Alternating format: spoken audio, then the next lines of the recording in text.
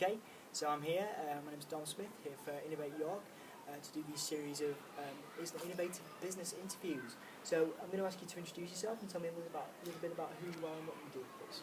Okay, hi Dom. I'm Danny Golding. I work for a new business called Work Out Loud. Work Out Loud was set up earlier this year by a group of us who'd worked together for a large national organisation. We used to do big IT projects, but as a group we were also working all around the country. There are about 20 or 30 of us who worked in a big dispersed team. People worked from different offices and lots of us worked from home. And because of that we got very interested in the idea of how you facilitate people who are working remotely, working together effectively, how you can use technology to enable people to collaborate together and be more effective. And we started getting interested in the whole idea of collaborative working tools, and decided we actually got so interested that we decided we wanted to create a business that just focuses on that. Yeah, I mean it's really exciting. I mean that leads on nicely to my innovation question. What does innovation mean to you personally? Okay, well for us, we spent a bit of a while looking at what other organisations, other businesses were doing, and one of the big things, if you look at the sort of Silicon Valley tech giants and companies that have been inspired by them, is what they all have done is put the idea of collaboration between staff right at the kind of heart of their business. So people working in a much more open and connected way, where they're sharing information, sharing the work they're doing, making the work they're doing visible to their colleagues and quite often to people outside their business. So it's actually unlocking all the knowledge, all the creativity within a business to enable everyone to work more effectively within that organisation. So that's kind of what, in a nutshell, creativity is for us. It's not innovation. It's not just buying. So I'm just going to wait for the plane flies over. So innovation for us isn't just buying fancy technology. It's about people working differently, creating a different culture, what we call a work out loud culture, where everyone wants to share and support their colleagues. Absolutely. Well, it certainly fits with the theme of this interview, a very different way of doing it, with all manner of sound effects coming from the atmosphere. But yeah, basically, wanting to move on from that, can you tell me a little bit about kind of how you plan to innovate in the future with Work Out Loud? Okay. Well, I suppose there's two sides to it. One, how we're working ourselves as a business, and we decided to practice what we preach. We believe that collaborative working tools mean that you're no longer tied to an office space, that you can kind of work from everywhere. So although we have people all over the country, we've decided not to have a single office. We just all work from home. We've got tools available that enable us to share documents and files with each other, to create project plans and manage those, to have video conferences and a whole manner of other things. So we are very connected as an organisation, and so far have not felt the need to be like traditional organisations and take on the overhead of having offices and people answering phones and things. We're just using the technology. We're trying to put in practice what we preach.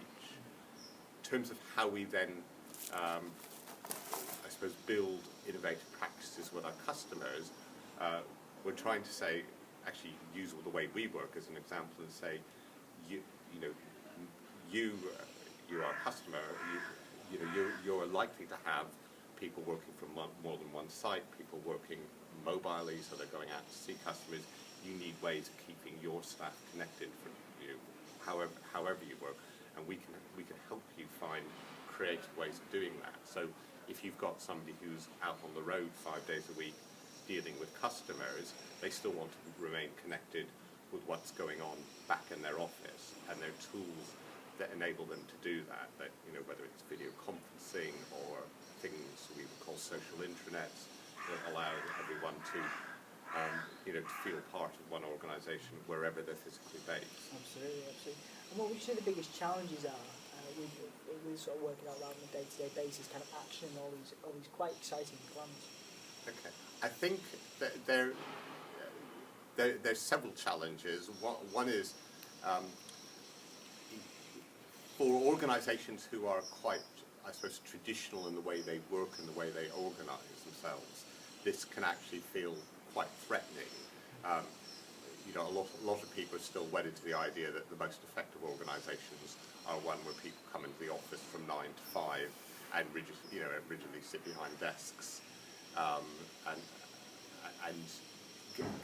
actually getting people to say, well, you can have different ways of working. Not everyone needs to be tied to their desk 8 hours a day is itself quite challenging. Another challenge is a lot of people actually feel quite threatened by the idea of I suppose, of working in a more open way, of sharing information. A lot of people like in the old days, people had big filing cabinets, and they kept all their files locked in, and that was their knowledge, in some ways, a source of power. We tend not to have filing cabinets so much in modern businesses, but people have things like, Word files and documents that they squirrel away on their own hard drives that they don't make visible to other people. They have information locked up in email inboxes. So there's a lot of knowledge there, but not everyone feels comfortable about sharing that and working in a more open way. And so as a company, we're partly about helping people have the right technology, but we're also about helping people create a culture where that kind of openness and sharing becomes the norm.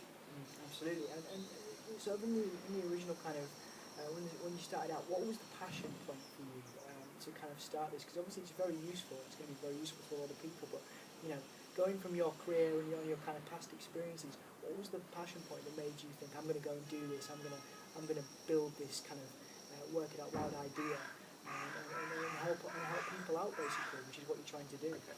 Well, I suppose the passion point for me was when I first started getting interested in using social software tools for work, which is effectively what a lot of these things were, was when some younger colleagues who were in my team, they came and approached me and said, we'd really like to implement what was called a social intranet, and effectively a sort of internal Facebook-like system, the best way of describing it.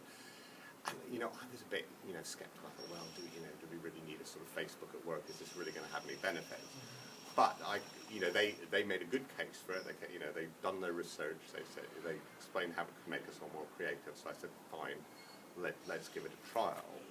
And we tried it, and we instantly just saw real benefits. So as I said earlier, I managed a team of times up to 30 people.